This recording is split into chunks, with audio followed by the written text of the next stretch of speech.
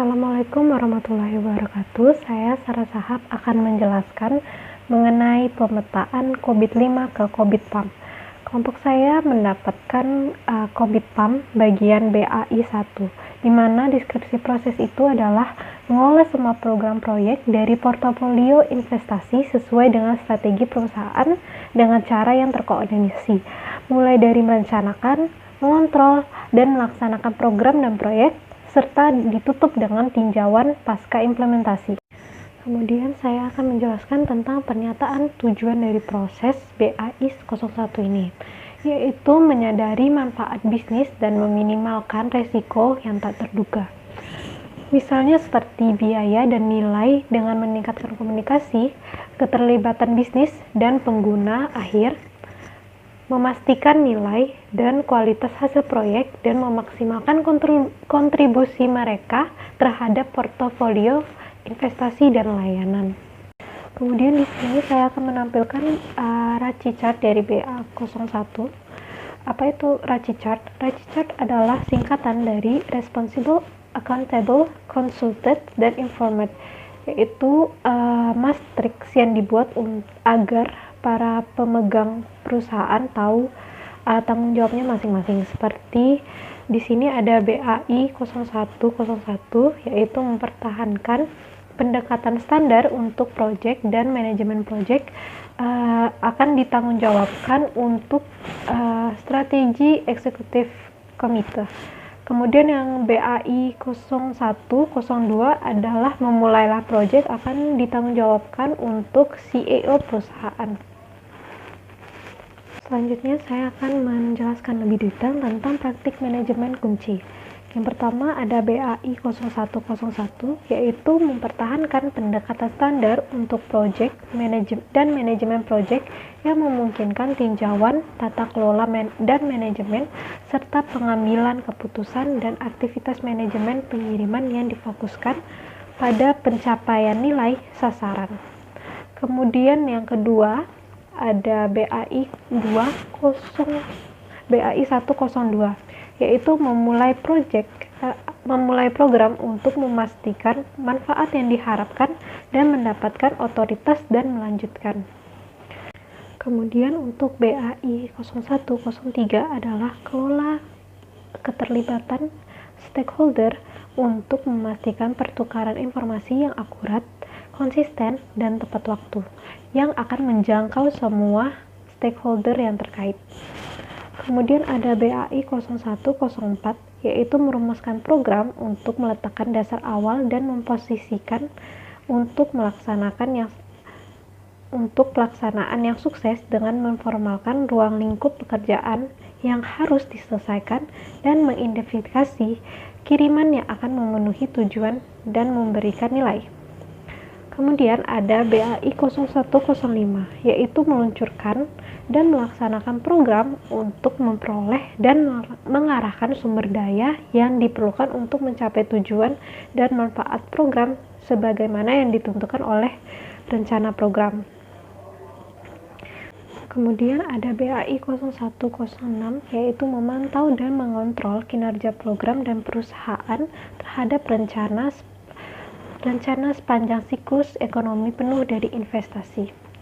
Kemudian kita dapat melihat pemetaan dari COVID-5 ke COVID-PAM. COVID-PAM adalah COVID Process Assessment Model. Di sini ada ID proses, yaitu BAI 01, kemudian nama prosesnya adalah mengelola program dan proyek. Tujuannya adalah menyadari manfaat bisnis dan mengurangi resiko penundaan yang tak terduga, biaya dan erosi nilai dengan meningkatkan komunikasi dan keterlibatan bisnis dan pengguna akhir. Semua best practice ini harus dilakukan untuk mendukung outcomes.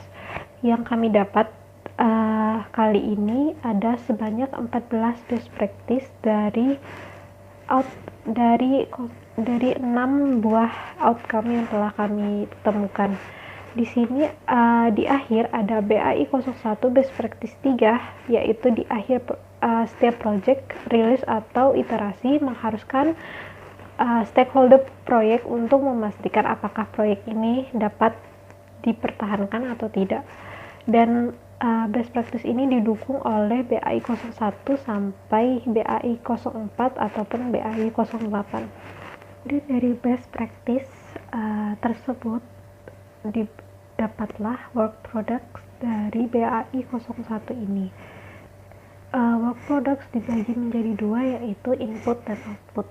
Di sini kami telah menemukan sekitar 40 input dan 33 output dari BAI 01 ini. Yang pertama adalah EDM 02 WP4, yaitu persyaratan untuk tinjauan gerbang panggung.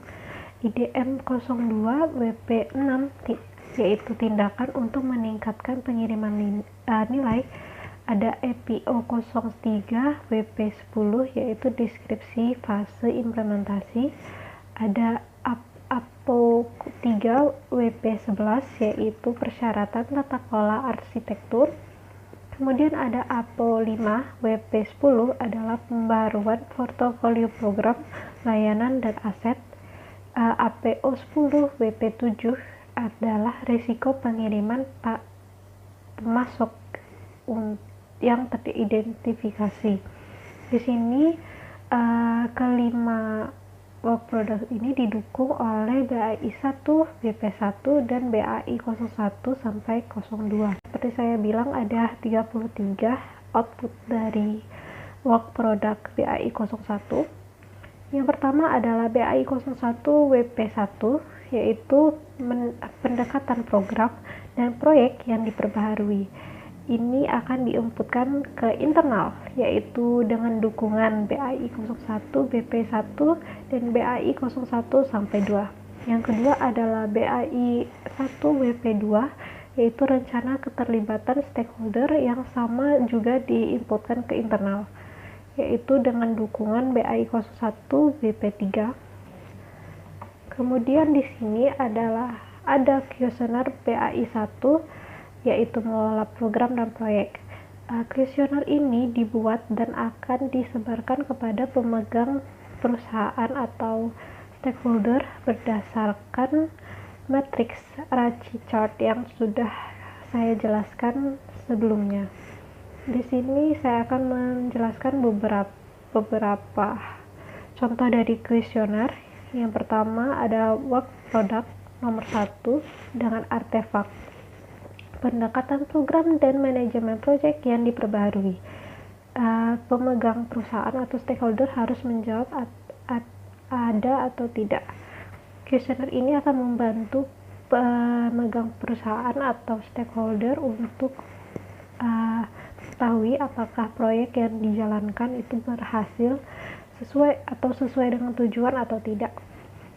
Sekian yang dapat saya sampaikan.